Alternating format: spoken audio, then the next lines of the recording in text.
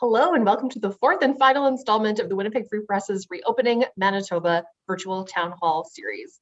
Today, we're going to be talking about the revival, recovery of the arts and culture section, which, as most of us here know, was the first to close and is the last to reopen.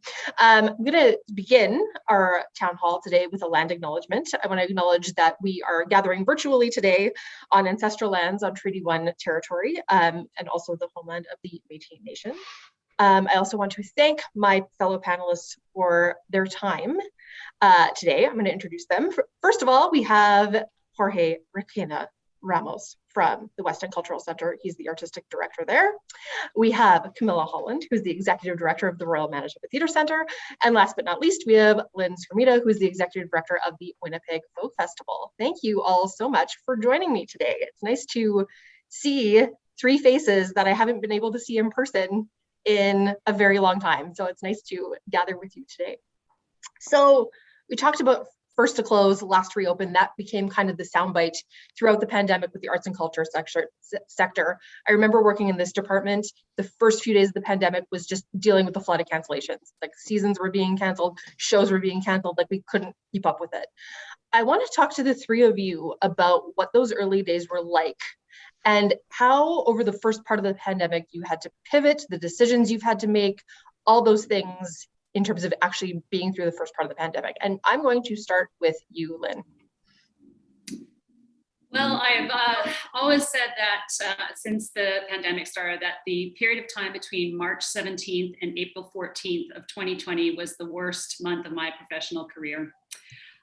We closed our offices and went home on the 17th, and then over those next 4 weeks was one of the most difficult things I have ever experienced. Just the not knowing what was going on, what was going to be happening, what we'd be able to do or not be able to do, and so I would get up in the morning and I would go sit at my dining room table with my laptop, and I would literally cry for about 10 minutes every day just to be able to make it through the day. So I without doing it in front of staff or other people. So it was incredibly challenging. And the writing for me was really on the wall on the 7th of April when John Prine died, because he was meant to be one of our headliners for the festival in 2020. He was one of the first people to get COVID and to actually pass away from it. And so that's when we really knew. And so right after that happened, we had board meetings and we made the decision to cancel on the 14th of April. And I remember actually Alan Small from the Free Press calling me at 3:01 when we put our decision out at 3 o'clock. And again, I could barely even speak. I was so distraught. But then making that decision actually helped us kind of get to the next stage. So shortly thereafter, we decided in conjunction actually with a number of our sponsors and the people that we work with and the artists that we work with, that we would do something virtual. So last year we spent, between April and June putting together Folk Fest at Home, which was a 3-hour performance that we launched on the weekend of the festival. And that was something that was able to keep people's spirits going and to actually have something available for our audience and to kind of keep in touch with people and give them a bit of hope and understanding. And so that was a 3-hour production of both of artists who were supposed to perform at the festival and historical performances from previous years. And so that was really good, that really helped us make it through and feel like we could continue on.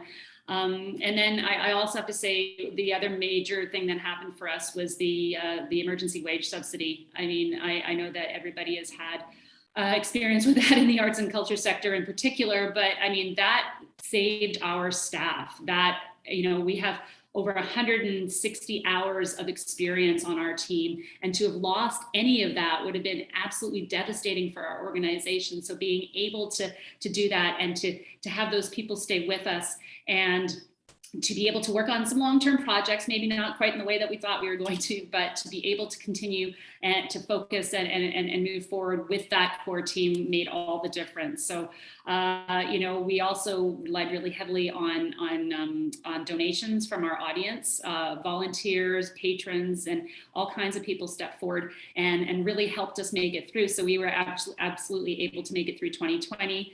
It's kind of continued on through 2021, unfortunately, as well, with the way things have gone. But it's real proof that being a part of this community is important to people, and they want to see us stick around. So we are so grateful for all the people who have supported us along the way, and we will be here because of it. So that's basically our our organization in a quick nutshell there. I'm going to move on to the same question to you, Camilla, and just from the theater's perspective, how you've had to pivot, how you managed those early months, and how you're continuing to manage 18 months on. Yeah, it's kind of amazing to think about that time in March of 2020. I always joke that on Monday, March 9th, I had a drink at the lounge at the Fairmont with my board chair and my incoming board chair and my artistic director, and we all sat there and we shared those delicious chips that they serve. And one of my members had just come back from a cruise, and so it was sort of this like magical little moment of engagement. And I was getting on a plane the next day to Toronto. All these things that sort of by the end of the week seemed almost untenable. You know, the challenge about performing arts, and it's largely true for my colleagues on this call, but of course with the Folk Festival, you do get the advantage of outdoors, is, you know, I put people in close contact. That's the thing we do, right? When we think about going to the theater, we don't think about sitting alone. We think about sitting shoulder to shoulder with strangers who might be sneezing. And we think about watching actors on stage who might be kissing. And so that closeness has been, of course, what we so quickly discovered was going to be really challenging to deliver. So I have an article behind me that is from Friday, March the 13th. It's from the Globe and Mail. There's a photograph in the bottom left corner of the Warehouse Theatre, where we were performing at that point, The Woman of the Fur Trade, Frances Conkin's extraordinary comedy. And that was the last show that we were able to do before things shut down. And literally that Friday, we contacted, you know, the orders came in and said you can only have 250 people indoors, and we had sold 278 seats that night. So we emailed our patrons and said, would anybody like to give up your seat? And we, you know, people at that point were starting to really be a little bit uncomfortable about going indoors. Those early months were characterized by a lot of sadness and a lot of regret and a lot of frustration and a lot of learning, but also an extraordinary amount of support from the patrons who returned their tickets for donation, support from our staff who just ran with all the pivots and the changes, support from the wage subsidy, as Lynne said, support for the community coming through the emergency benefit, the CERB benefit, which really I think has made it possible for artists to stay artists through this extraordinarily long intermission. And I would be remiss if I didn't say, you know, I was really lucky through all that time because I still had a job, and we did a lot of layoffs. We did a lot of layoffs internally over the first 6 months.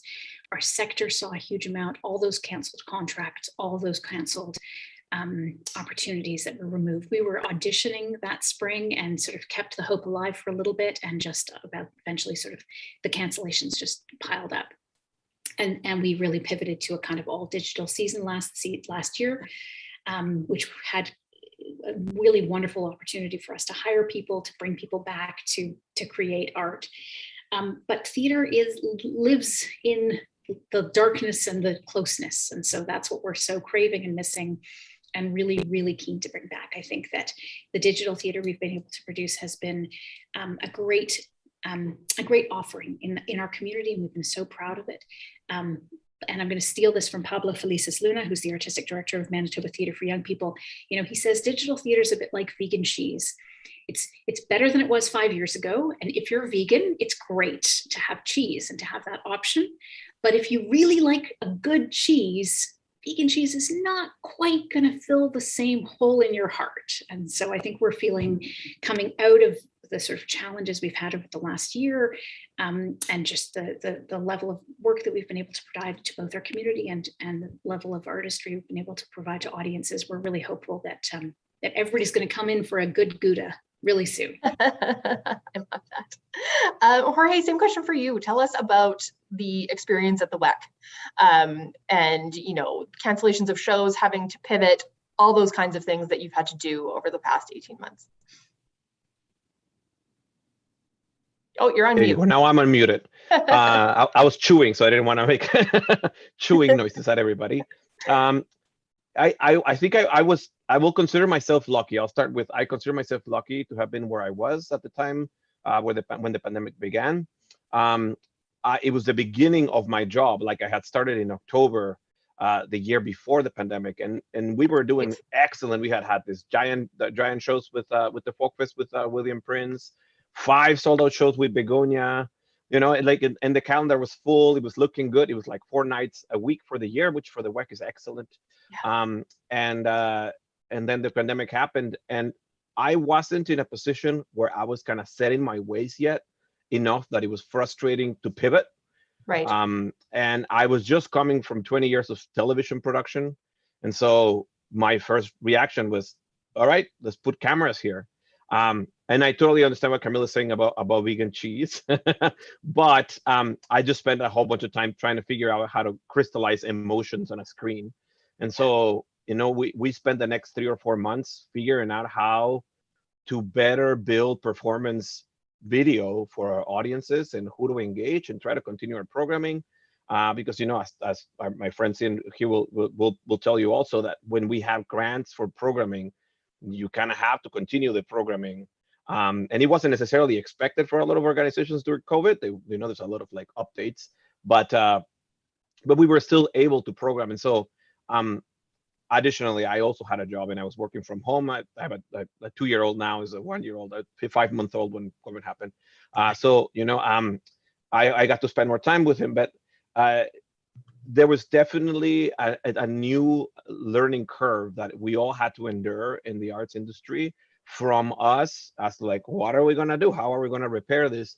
To the artists that like playing a show on a stage isn't the same as performing for a camera. And so, you know, I found myself directing a lot of artists, a lot of having a conversation about how to like emote to the camera, having a conversation about how knowing where your light is, how not to get dark, how not to turn around from the shot, and all these other things that they never had to think about. And so it was a big, huge learning curve to get to a level where like the audiences really felt like what they were paying for was worth their money. Right. And it's still not exactly the communion that they get. I say communion because I believe music is, I'm not religious, but I believe music is a religious experience in a way. It's a spiritual connection with each other in harmony and all these other things that, you know, religion can offer. And I consider the WEC as, you know, kind of like a music church where people go there and like celebrate this art. And they're still not getting this. We just opened for our first in-person show since 2 summers ago at the WEC this last week, and it was an Indigenous comedy show, which is kind of great because it's not like an enormous audience, but a pretty good audience, and not a crazy setup, but a pretty good setup. So kind of working back into this skill building, and that's the other thing that is going to be, we're all going to notice is there's going to be a lot of rust in the joints that we have to kind of move out and work out to be able to get back to where we were. And some things shouldn't get back to where they were. There's a lot of things that we have probably learned during the pandemic that we can do better, that we didn't need to do the way that we were doing before. And I'm also thankful for that. As much as I'm very saddened by the fact that we'd had to endure this, that people lost ones, I lost ones. You know, people's mental health went, especially musicians, you know, went right down the drain. And there's a lot of other work that is going to have to be done for artists to get back to where they were before. Some very successful artists in Manitoba, you know, all of a sudden no work. And for the artists that, like myself, who would like play music but also have another job, it's kind of okay. But if that's your sole source of income, that's a very harrowing experience. And so I think now our goal is to be here for them and try to figure out how to help them work back to the level that they were in as an organization. But it's definitely going to take a lot of work and a lot of listening and a lot of understanding of the issues outside of what the mandate of the WEC or our organizations are. I want to pick up on something that you said, Jorge, about new ways of doing things and things that maybe the team here can share that they've learned through this experience about new ways of doing things. So, I mean, all of you mentioned having the virtual video component. I think one of the positive upshots from that I've heard from readers is that people who had accessibility challenges, people who might be confined to home, people who might not be able to otherwise experience some of these cultural institutions got the opportunity to do that. So I want to hear from all of you just on that theme about ways of doing things that maybe changed or surprised you, or that you learned that you want to carry forward as we imagine a post-pandemic future. And maybe I'll go back to you, Lynne, to start. Yeah, sure. I mean, the virtual thing was a huge learning curve for us because we have been so focused on the live music experience. And while it doesn't replace the live music experience, it's that spiritual connection that Jorge mentioned that I think most people love about coming to the festival and coming to our shows around the rest of the year. It does allow us to expand to new audiences. I mean, with the Folk Fest at home, we saw people watching from Australia and Brazil, and which is really exciting to know that we have that kind of reach, that people could sort of get to experience our event in that way. And so and not to mention the accessibility side of things, right? Because we've been around for 47 years, a lot of people have been there from the beginning, and then there are some people in our midst that, can't really make it out to the site anymore. Now they can re-experience the festival experience. So I think with that in particular, I think that's something that's going to stay for us. I mean, as long as we can make it work with the artists and the rights and all of those kinds of things. We do want to continue to broadcast so that people who can't make it to the festival, or people who are maybe thinking about coming at some point in the future but not sure they're ready to go yet, can have that opportunity to experience it, which I think has been a really eye-opening thing for us and an unexpected benefit from going through this whole situation. Anyone else want to speak to that? New ways of doing? Yeah, I would say that what I think this technology, the technology we're using today, Zoom, God bless it, remember when we used to have Skype accounts? Anyway, that really it's shrunk Canada for a lot of people in terms of, when I think about the number of flights I used to get on for meetings, when I think about the number of plays that we would develop and have to fly an artist in, or have to the opportunity to engage artists and connect artists together across the country very, very quickly, very reasonably, very efficiently, and with respecting time is a huge boon. I think about the Bridge Festival that we produced around art and reconciliation. We were able to create panels of people from across the country to really engage. And yes, it's not live, but it is live, but it's not in person. But there is a huge benefit to doing our work this way, to being able to connect to people this way, to continue to provide access, to Lynne's point around where we can broadcast, but also to provide enhancement, right? To be able to do, we historically, MTC's done our talkbacks after a show, a performance, right? If you happen to be on there on the Tuesday, you get the chance to be able to talk back. If you're not there on a Tuesday, you don't. But to be able to capture that, to be able to stream it, to be able to record it, those are huge enhancements. And so I think that there's so many of us are actually going to hold on to what we learned and what we got good at during the pandemic, and then try and meld it with what we historically had produced and presented. And we and our audiences and our stakeholders can only benefit from that. Jorge, how about you? Because you brought this up, so just wondering about like some of the things that you maybe would do differently going forward, whether that's virtual or as you return to live performance. Yeah, definitely. It gave us the pandemic kind of gave us time to have time to sit and think about like what we have been doing and what we need to be doing. So I think virtual is great because we have access to audiences in the north, which we didn't before. All of a sudden we were getting people watching us from First Nations, from Indigenous nations all around Manitoba and Canada. We had for the show with William Prince, we were able to connect with a company called Clear Sky Connections, who actually did like a bulk buy, and anybody living in an Indigenous First Nation outside of Winnipeg and Manitoba could access the show for free. And all of a sudden the artists have a built repertoire of work online that they can I give them the show that they recorded, they can chunk it out and put it on YouTube, and it's so easy for to send it to the Folk Festival. It's here's a performance, it's a great performance, it's greatly shot, it really captures what I do. That was very expensive to do before, but because the crews are there, people know how to do it, the setup is easy, we're still shooting stuff for bands at the WEC. Like, it hasn't stopped yet, right? We're shooting some showcases next week. We have, more and more online concerts that bands come and record, and then they're going to put it on the internet themselves. There's definitely something that we achieved as a musician whose market isn't necessarily all the way in Canada. For us to have pre-recorded material and being able to showcase it in LA, in Mexico, in Chile, it's enormous, right? And that's for example, one of the bands that we're shooting is Leon and the Strangers, and their entire strategy is to market outside of Canada. They're not marketing within Canada at all. They're just doing all these virtual concerts and selling tickets in Argentina, which I think is genius. But now we can do stuff like that, right? And so for all of the people that have markets outside of Manitoba, that like the Small Glories, the majority of their market is in the States. Now they can do a pre-recorded show and bring it to the States without having to tour. So I feel like, from this is like my lobbying as a music activist, but touring sucks. It's very expensive. It's very complicated. It's draining. It sucks for families. It doesn't pay well. So there's a lot of things about touring that sucks. Traveling is beautiful. Touring sucks. And now musicians can actually do some semblance of touring and be exposed to these markets from their hometown. And everybody does it well because we've been doing it for 2 years. So all of a sudden there's that option that there wasn't there before.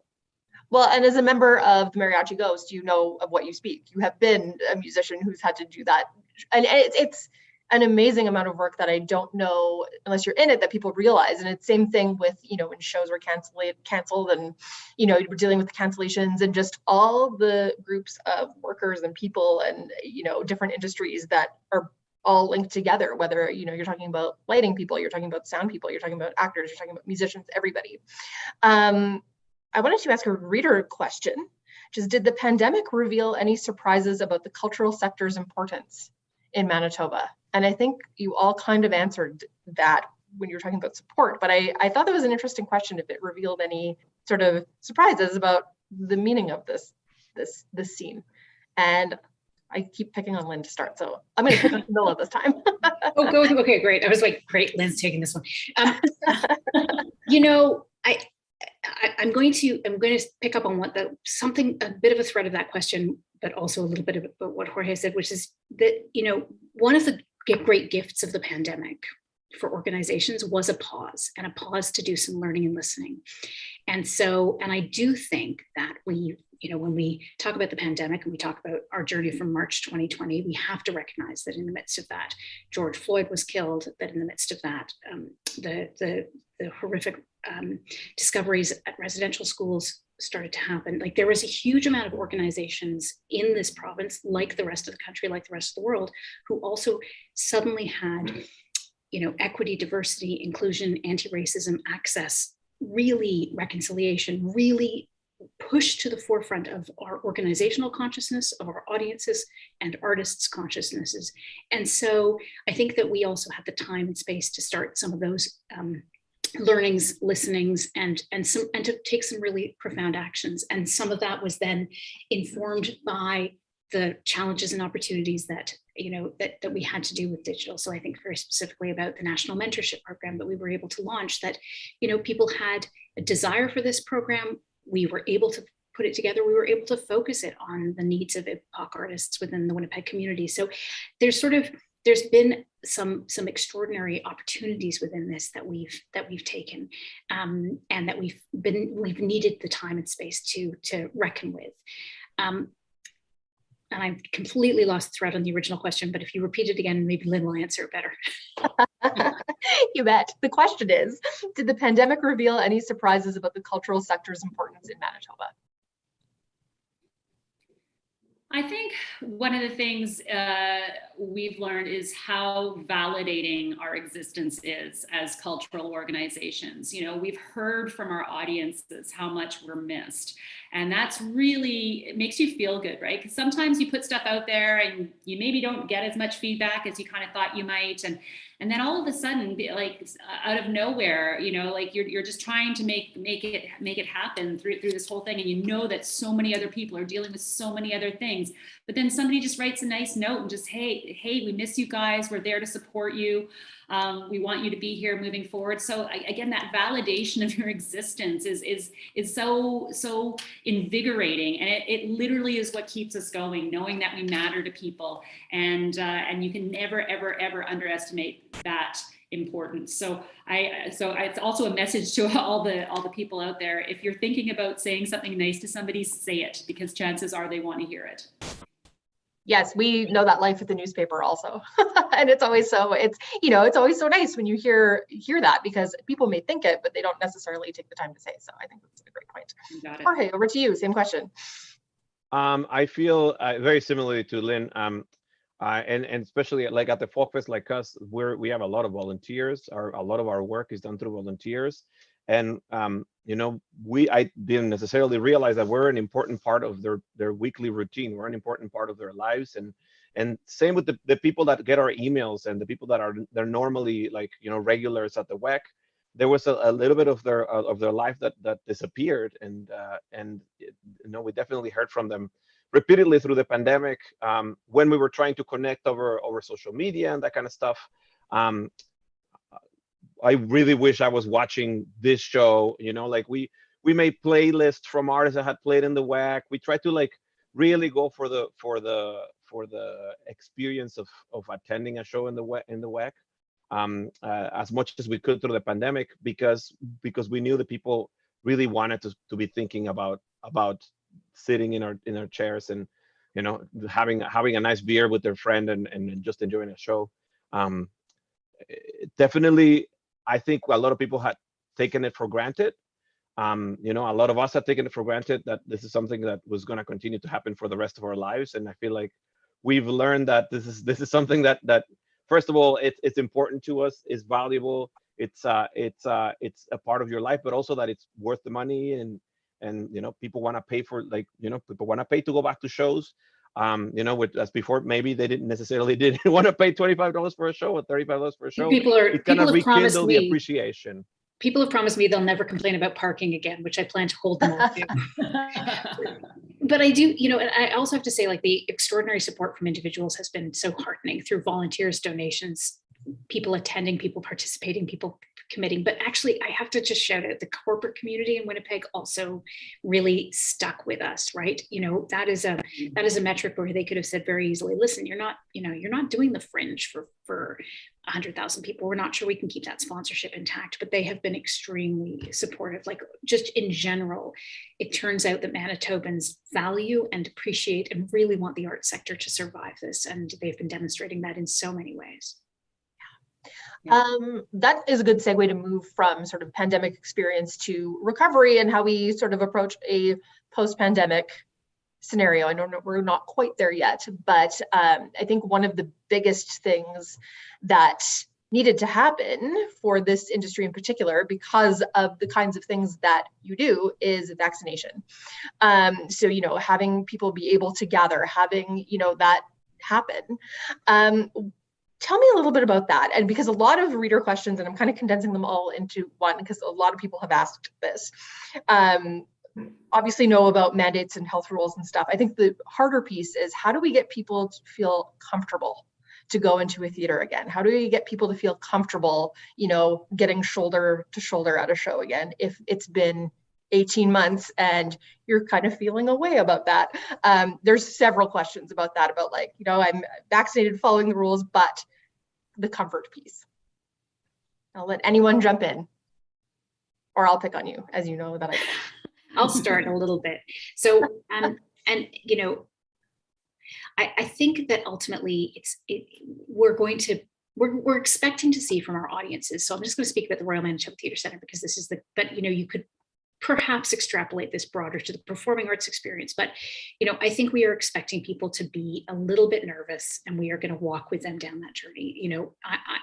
As much as I deeply, deeply appreciate that the Jets went 100% with a vaccine mandate for their first game, that's not in our planning for our first production, because I think we're going to need to ease people back into it. And so we have our first production happening.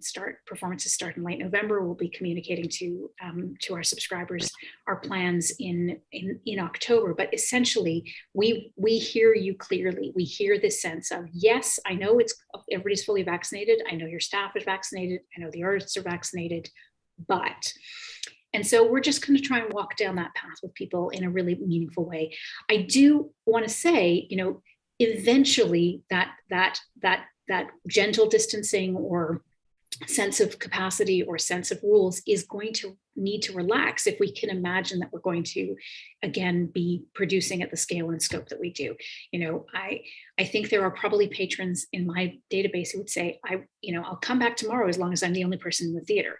Well, I'm not going to be able to give you Sound of Music, dear madam or sir, if it's just you in the theater. Like, there is a relationship between the size of the audience that we can welcome and the scope of the shows that we can produce. And that's going to be something that we see really across all of the performing arts. So, you know, we want to really walk down the path at the speed that our audience is comfortable going. But we also want to say, eventually, if you are imagining that you are sitting shoulder to shoulder with people at a Jets game, or shoulder to shoulder with people in an airplane, or shoulder to shoulder with people in a restaurant, you know, the time has come to remove that requirement from the performing arts.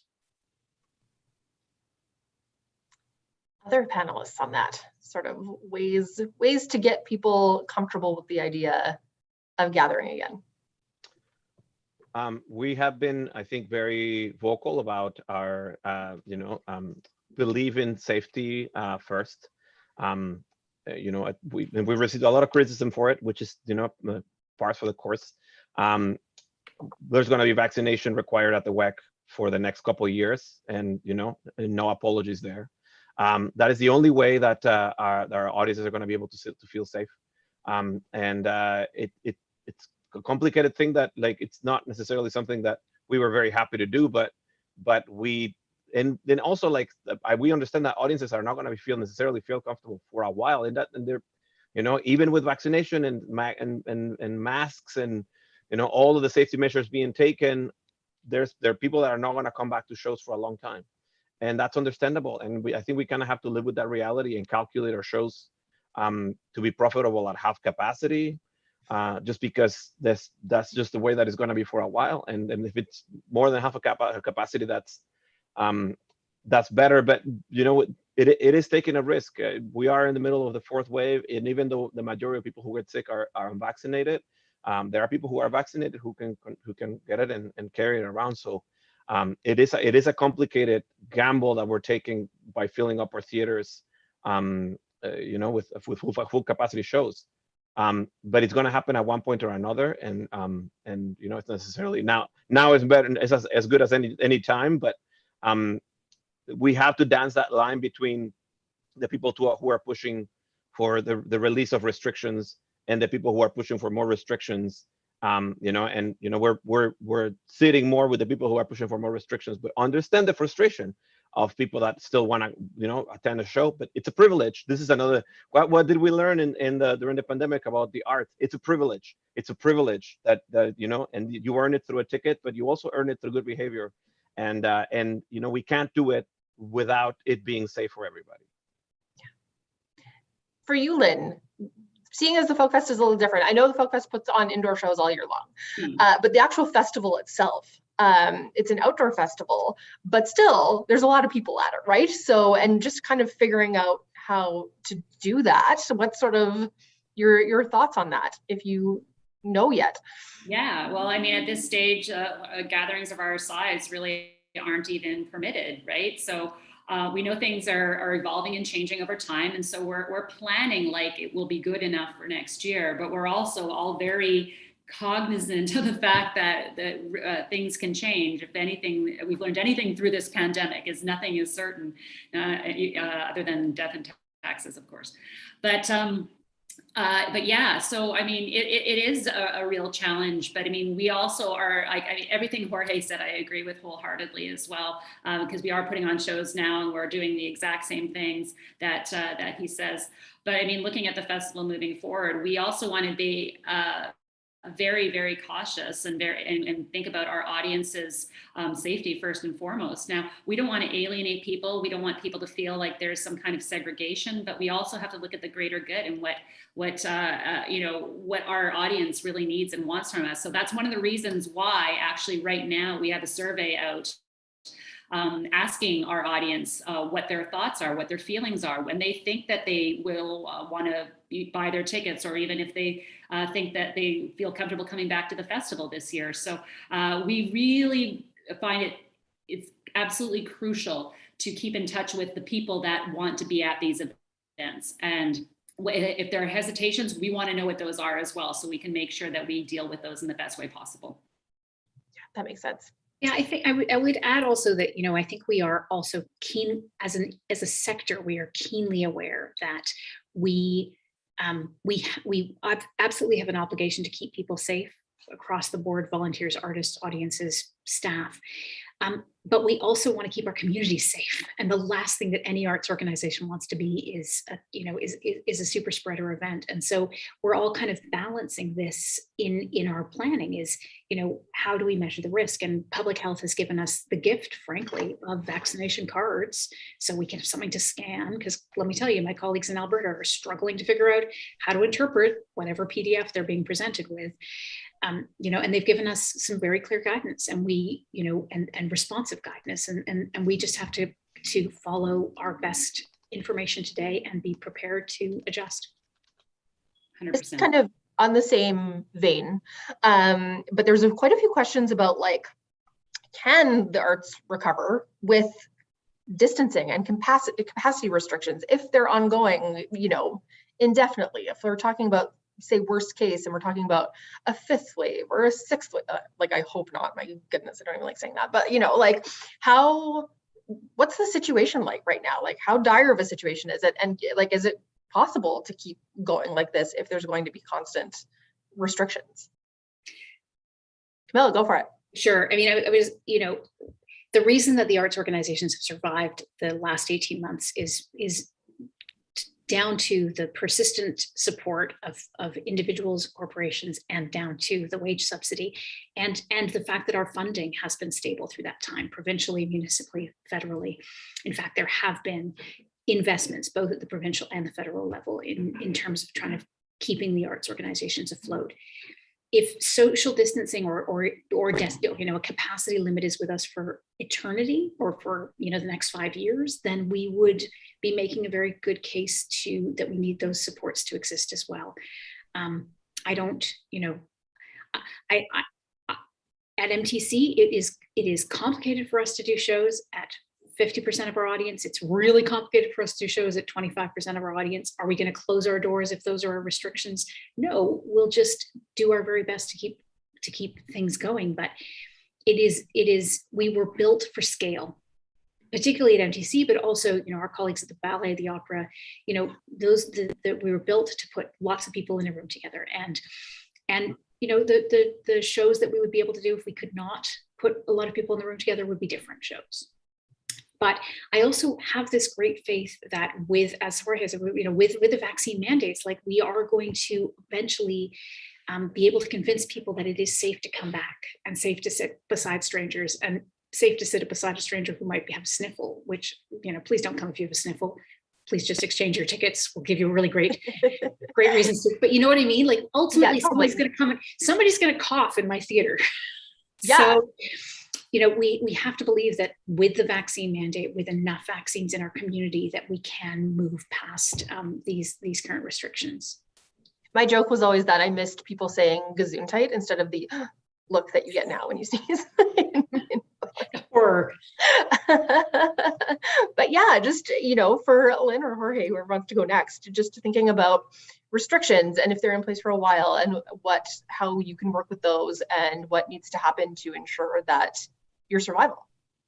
Yeah, I mean, I don't think we'd go away forever by any stretch, but the way the festival would look would be very, very different. We couldn't bring in a Brandy Carlisle or Casey Musgraves on a regular basis, because we just wouldn't have the volume. We, like, earned revenues are over 75% of our overall budget. So we need those ticket sales. And if we can't have the tickets, we can't bring in the more expensive, bigger artists. It's very simple that way. Just same thing, like you won't see Come From Away coming through MTC again, or any of those kinds of big productions, because we just won't be able to afford them.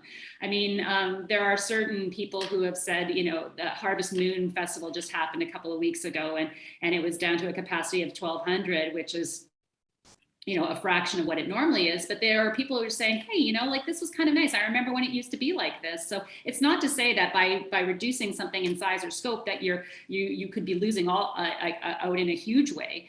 That I think some people might appreciate a bit of an evolution in that way, but then there has to be that understanding and adjustment of expectations overall. And that's partly our role in communicating those things. We have to take some of that responsibility, but then the audiences also needs to understand that as things change, they have to change their expectations too. That makes sense. Jorge, same question for you. Yeah, I to second what Lynne was saying about a sort of audience, the audience is learning to reappreciate what we have. That we had to do that with the online concerts. We audiences had to figure it out, that this was going to happen for the next while, and that may be the case for with more restrictions. It's just we're going to have to dance around the restrictions as best we can, and it sucks, but there's no way around them, and we still have to do it. But the other thing that we have to be worried about is, as organizations, we kind of safer than individual artists, and when we can't patronize individual artists for long extended periods of time, there's a lot of artists that are going to leave the industry. And so we're going to, what we sell is artists. What we sell is the art that people create. That's what organizations are here for. And so you can't have a diamond shop without diamonds. And that's what I'm the most worried about, is that the artists that we're currently engaging in Winnipeg and Manitoba, in Canada, and even internationally, we're going to lose relationships. We're going to lose contacts, and we're going to lose artists that are not going to have places to play, for a long time. And so that does become a very complicated thing, because all of a sudden it takes us twice the amount of work to come back. It's not just reopening and people feeling scared of coming out. It's artists feeling scared of coming out, and artists that haven't played a show in a year and a half, they haven't rehearsed, or an artist that is now a mechanic, and you can't convince them to play a show because they make more money as a mechanic. That will happen. And so it's going to be a complicated scenario for all of us and the artists that we patronize. Well, especially because, and kind of picking up on that, and just kind of something we've talked about throughout, is that all three of your organizations work with touring, and there's that whole infrastructure where you have, artists, you have shows, you have productions who are coming from different areas. That really was not able to happen, and still travel is difficult, right? It adds a whole new layer of logistics to something that is already it's a dance, right? Like doing routing and all that stuff to make it make sense for people to actually come do this market too. So there's also that piece of it as well. That also makes it challenging. Thinking of folk festival, you have lots of acts who might be playing a festival in the States, and then you would come up and do folk festival, vice versa. How does that happen if you can't travel, right? Yeah, exactly. Well, and actually we're experiencing a challenge with that right now as we're trying to get our year-round concert series going again. We've had to cancel or move a whole bunch of our shows because it's not about even Manitoba, it's about what's happening in Alberta. And we are reliant on that circuit for artists to be able to travel on in order to make it worth going out to tour. You've heard from Jorge what all the challenges are around that. And if they don't have that network to make it make sense, then they just have to cancel altogether. And so that's what we're already seeing having happen, is that artists want to come out, they want to perform, but things are different in Alberta than they are in Manitoba. So it's a safer call for them to just call the whole show, which is really challenging. Yeah, for sure. I'm already noticing just the press releases we're getting, and it's encouraging to see things kind of roaring back to life a little bit. But all the dates are next March in the spring. There's nothing. It's very forward thinking. So it's even hard to even be we'll see if that happens. I think the thread through there is hope, right? Yeah. Right now we're employing an awful lot of programming hopeful that we can keep people safe and do the work we're doing, and hopeful that things will normalize or get closer to normal or get closer to capacity levels that would make things make sense. Sort of that, March, April, May may be different. I appreciate there are many more letters in the Greek alphabet yet to come in terms of variants, but ultimately, if we stopped hoping, we'd be really in trouble, right? Wage subsidy notwithstanding, it is the hope that is keeping us all engaged and fighting for the resurgence of this. So, we believe, and nobody's going to be putting on work in this market or any market that they don't believe is going to find an audience and be able to keep that audience safe. I promise we are really, really dedicated to that journey. And we need the audience to come along with us on that journey. Yeah. I just think about what that first playback or that first concert back or that first folk festival night back is going to feel like. And that's, I think, for, as someone who both works in the arts and life department, but also as someone who is just a fan of the arts and likes attending these things, that's also hope, right? And what has been getting me through is just remembering what that feeling was like and being able to have that again. Like, it's just, that's so sustaining. And we've heard that from readers too, who have just, been really missing going to these things and being like really missing a part of something that is so fundamental to the identity of the city. I mean, arts and culture, like, it's economically important, it's culturally important, it's important on so many different levels.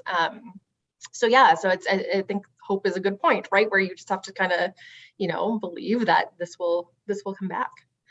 And if I can shout out briefly, the Free Press has been a great partner in keeping that hope alive through the pandemic.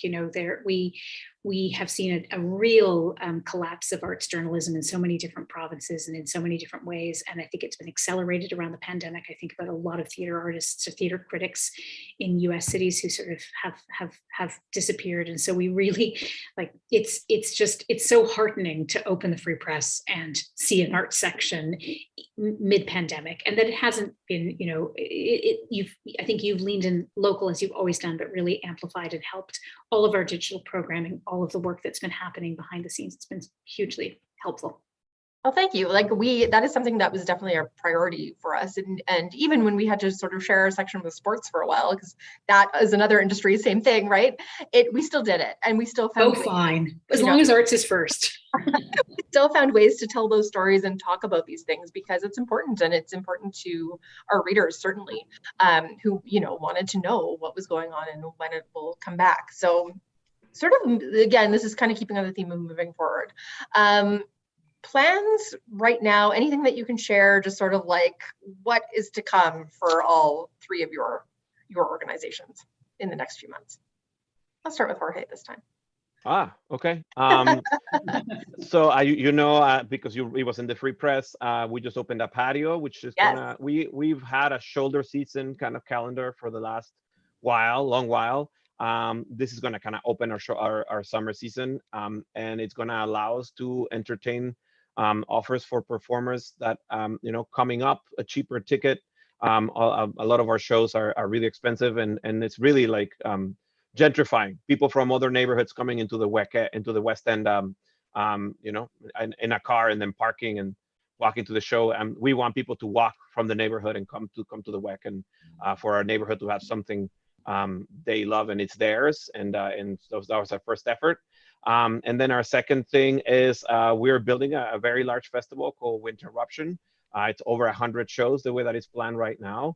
It happens majority for free all over the city, with some really big shows happening at the WEC and at the Goodwill, and at Excuse, all kind of in the downtown area.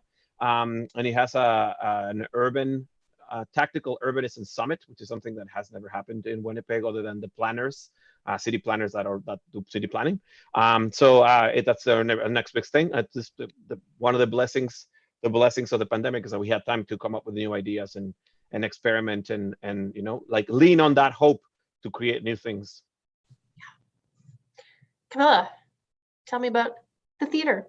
So at Royal Manitoba Theatre Centre, we have our first production in what will be, I think at that point, 670 days. So it opens in late November. It's a stunning adaptation of Virginia Woolf's novel Orlando by American playwright Sarah Rule. My artistic director, Kelly Thornton, my new artistic director, who's now in her third year, despite pandemicness, will direct. It's really deeply theatrical, deeply beautiful piece that we can't wait to kind of welcome audiences back with. And we have 5 shows planned for the January to May slot. a lot of our time this year is really about planning the 22-23 season. We have a number of orphaned shows that we had to cancel because we'd announced our season, shows that we lost. So those, we're trying to figure out which of those can help anchor the 22-23 season. We'll be announcing that hopefully, Greek letters pending, in our kind of normal cycle of late January, so that we have lots of time to plan. And we're all crossing our fingers and toes that the Fringe will kind of resurge. I think we've all missed that animation of downtown, that kind of sense of a really walkable city that sort of emerges out of that extraordinary 12-day festival. And so we're crossing all fingers and toes that Fringe 2022 will take over downtown, and that we can all have the chicken wings and lemonade and buskers and joy. For sure. And for you, Lynn. Yeah, so I mean, we are getting back on track with our Here All Years concert series that goes throughout the rest of the calendar year, and we've got some shows coming up in November. We don't know, we originally had some shows in October, but those have had to get moved. So we don't know if some of the November shows are going to get moved, but one thing that we know that we can control most certainly is a show that features all Manitoba artists. One of the things that's been really important to us is getting Manitoba artists back to work.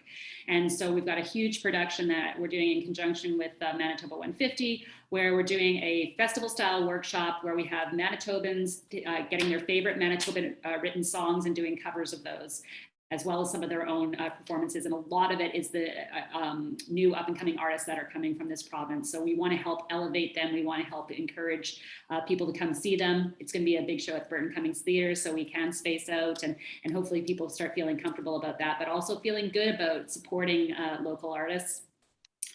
And then we are planning to go on sale with our festival for next year in December. On the first Monday of December is our tradition, and that's what we're going to continue on with. So we're gearing up to do that.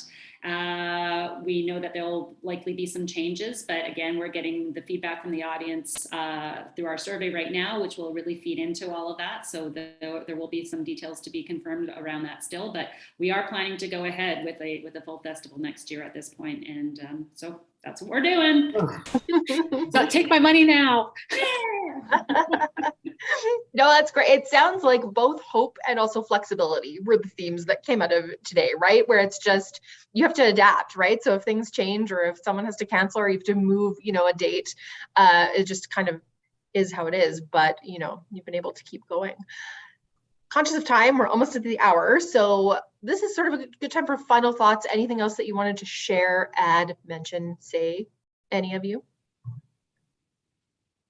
I'm just going to shout out to the extraordinary work that's being done by colleagues, around Manitoba right now, of course, but also just, one of the reasons that I think the theatre community will come back swinging is because the film community has been able to be sustained through this time, and they were able to do a lot of work in 2020, which kept people employed and engaged. So we know this is an amazing community. We love living here, but there is an integration of the arts and culture sector here that is so important, and it makes it joyful to work here, joyful to get to produce here.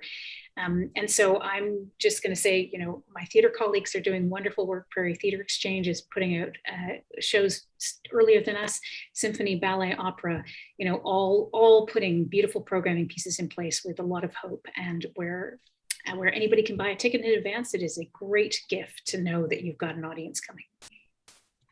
Yeah, and I echo the same thing through the music side of the industry as well. I mean, it's because Jorge and the West End have been doing the pivoting that they've been doing. There's lots of venues that are out there and willing and able to be partners for organizations like ours that are allowing local artists to keep their music alive and to do things in a new and different way. And supporting local artists, I cannot stress enough how important that is. That's where the ecosystem begins. We wouldn't exist if we didn't have the Manitoba artists to draw on. And so if you really want to support the industry and coming back, even if you don't feel comfortable coming to to a show, maybe just look at, you don't even have to buy a ticket, but maybe supporting that artist that you might want to see in some other way. A lot of artists are being really entrepreneurial these days and doing really interesting, new and different things. So so just know that those people, this is how they earn their living, is performing and being out there and putting themselves out there. There's so much new content that's come out of this. That is a huge bonus of, I guess, the COVID season, as well as that people have had the time to focus on their craft and work on honing that. And so there's lots of, there is a glut of content out there available. So please support it and be there for the people that make this all happen. Any final words, Jorge? Yeah, I'm just echo both of your feelings. Thank you to the people that continue to work through the pandemic and stayed, strong and resilient. And we all had shitty days and we still pushed through. And thank you for supporting local artists and local arts in general, from the person doing a one-man play in an isolated room to the person, playing sidewalk shows. All of those things are gonna be an investment. It's our investment in the future. And patronizing, remember, you can patronize artists not only by buying tickets, but this is important to us three organizations, but you can buy their music, you can pay for their music, you can always find a way to pay for somebody's art so they can stay doing art for a longer period of time. A lot of artists during the pandemic learned the value of SOCAN, and how much those checks actually mean now when you're not making any other money. And so it's important that we keep, you can support us in many other ways than buying a ticket, and just sending an email to say, hey guys, good work. It's appreciated, and it helps us keep that hope alive and keep us working. Jorge, Camilla, Lynn, thank you so much for your time and your perspectives and your insights today. I so appreciate it. I want to thank all the readers who joined us for the call today. It's been wonderful this is a lot more hopeful than I thought it was going to be. So it's kind of just been a buoyant conversation overall. So thank you all so much. And for everyone who's watching, thank you as well. Thank you.